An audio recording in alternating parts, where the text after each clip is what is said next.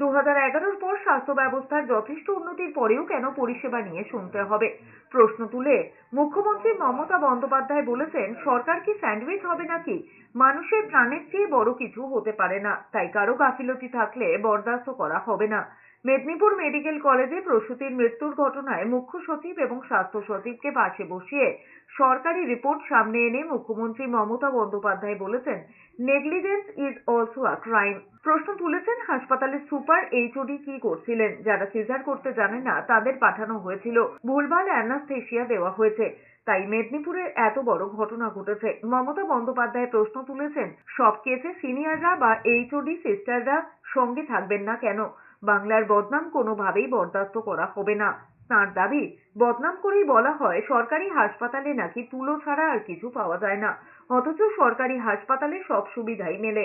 বাংলার বদনাম যখন একটা জায়গায় দাঁড়িয়ে বলতে হয় কেন্দ্রবিন্দুতে যে একটা মেডিকেল কলেজে তুলো ছাড়া কিছু পাওয়া যায় না, আমার জিজ্ঞেস করতে ইচ্ছে করে, আপনি কি জানেন কি পাওয়া যায় কি পাওয়া যায় না? সব কিছু পাওয়া যায় আমাদের হসপিটালগুলোতে।